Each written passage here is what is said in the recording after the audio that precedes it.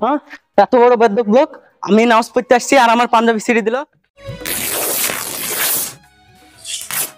তুই একটা মানুষের মতন কাজ করলি, আমার নতুন পাঞ্জাবি তুই ছিঁড়ে দিলি। তাহলে কেন? সারা বিশ্বের যে মালিক, আপনার রিজিক দাতা, আপনার বিধান দাতা, সেই আল্লাহর ঘর মসজিদ রিয়াজুল জান্নাহ, পৃথিবীর সর্বোত্তম ঘর, সেই ঘরে খারাপ এবং নোংরা পোশাক পরে আসেন।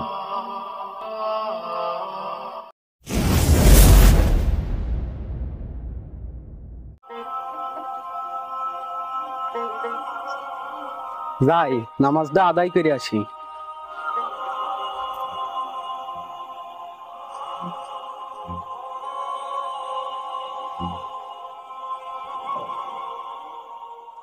কি রে, একে এত নিষেধ করার পরেও সিরা নোংরা পাঞ্জাবি নামাজ পড়তে আসতে, আজকে একটা বিহিত করাই লাগবে।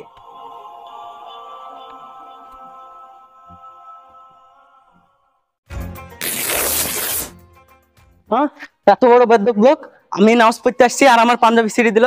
দাঁড়া, আমিও সুযোগ পাই, দেখি নিব।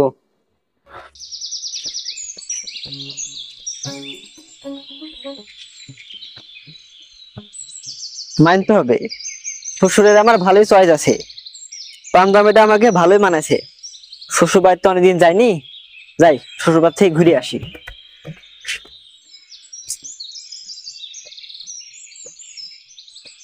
ওই এটি হজরত না? নতুন পাঞ্জাবি পরা, আজ তোকে ভাগ মতন পাইছি। তুই সেদিন আমার যে অবস্থা করেছিলি, থাম।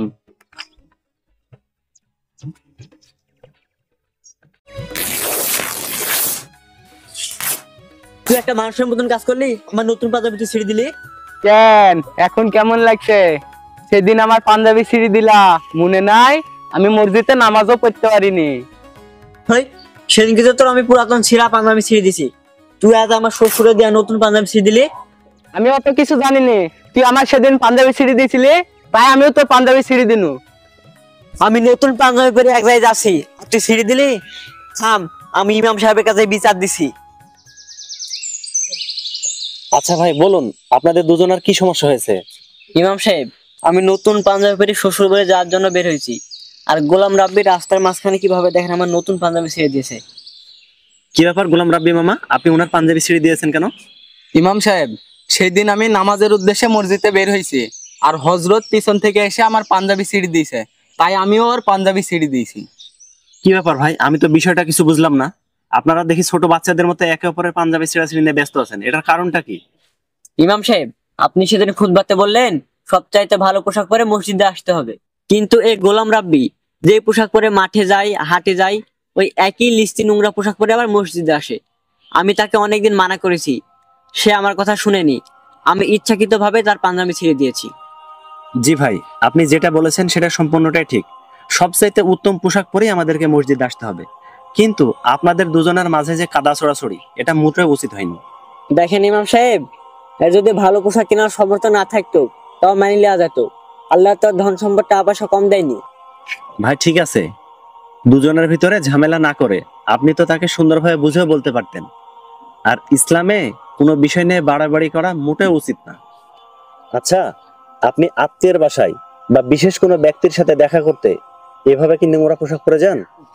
না ইমাম সাহেব, আত্মীয়র বাসায় কি কেউ খারাপ পোশাক পরে যায়? তাহলে কেন? সারা বিশ্বের যে মালিক, আপনার রিজিক দাতা, আপনার বিধান দাতা, সেই আল্লাহর ঘর মসজিদ রিয়াজুল জান্নাহ, পৃথিবীর সর্বোত্তম ঘর, সেই ঘরে খারাপ এবং নোংরা পোশাক পরে আসেন। ইমাম সাহেব, আমি আমার ভুল বুঝতে পেরেছি, আমি আর কখনো খারাপ পোশাক পরে মসজিদে আসবো না। ভবিষ্যতে আমিও আর এই ধরনের কাজ করব না। তাই আসুন, আমরা খারাপ পোশাক পরে আল্লাহর ঘর মসজিদে আসা থেকে বিরত থাকি এবং উত্তম পোশাক পরে মসজিদে আসার অভ্যাস গড়ে তুলি। এই মিছে দুনিয়ায় তুমি থাকবা কতদিন? এই মিছে দুনিয়ায় তুমি থাকবা কতদিন?